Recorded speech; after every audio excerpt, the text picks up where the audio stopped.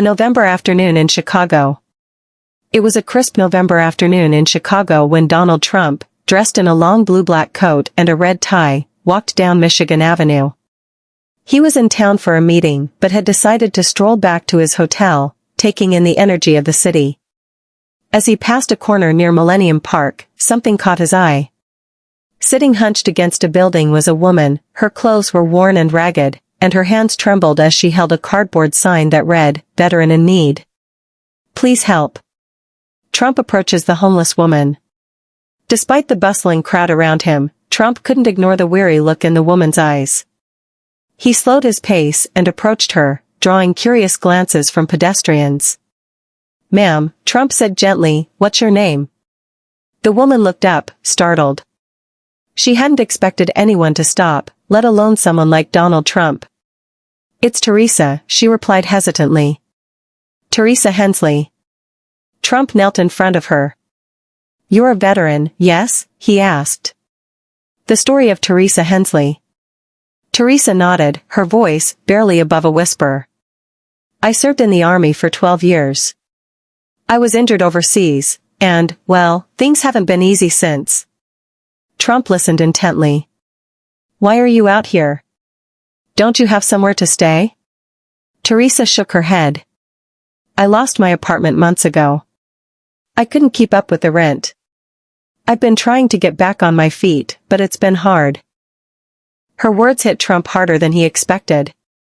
Here was a woman who had dedicated years of her life to serve the country, now reduced to begging on the streets. He couldn't just walk away. Trump takes action. Without hesitation, he reached into his pocket and pulled out his phone. "Teresa, stay right here," he said firmly. "We're going to fix this."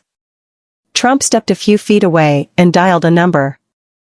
On the other end, his longtime assistant Margaret picked up immediately. "Margaret, I need you to find the nearest hotel with availability and get a doctor to do a quick checkup. Tell them it's urgent." "Right away, Mr. Trump," Margaret responded without hesitation. Trump returned to Teresa, who was watching him with a mix of confusion and caution. "Help is on the way," he reassured her. "But first, let's get you something warm to eat." He flagged down a nearby food vendor, purchasing a steaming bowl of soup and a sandwich for Teresa. As she ate slowly, her hands shaking from the cold, Trump asked her about her life, about her time in the Army, her family, and how she had ended up on the streets. Teresa spoke of her deployments, the friends she had lost, and the injury that had ended her military career. She told him how the transition to civilian life had been far tougher than she had imagined. A new beginning. Minutes later, a sleek black SUV pulled up to the curb. Margaret had worked quickly. A well-dressed driver stepped out and opened the door. "This is for you," Trump said softly, helping Teresa to her feet.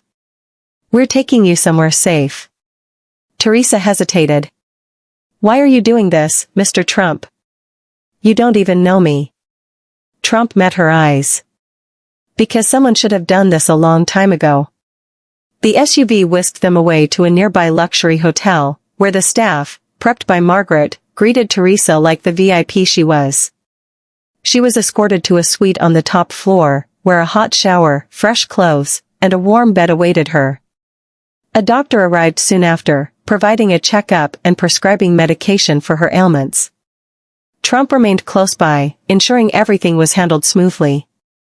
Meanwhile, Margaret had contacted Veterans United Support Services, a nonprofit that helps homeless veterans reintegrate into society.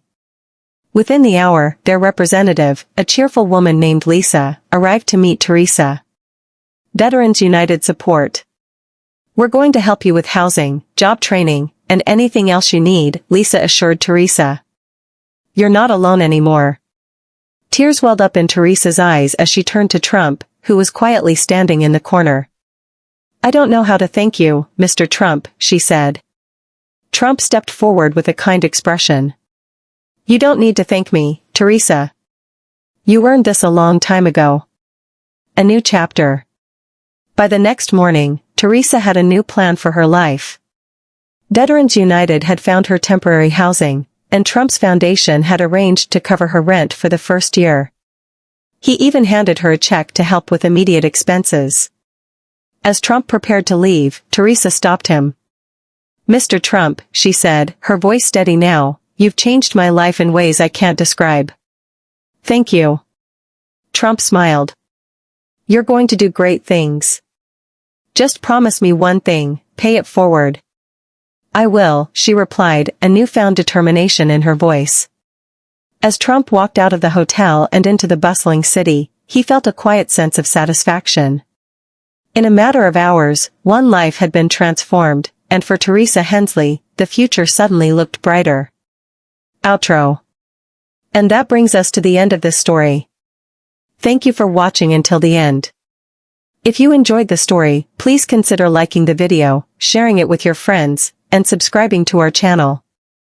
Don't forget to turn on the notification bell for more inspiring stories. Have a great day.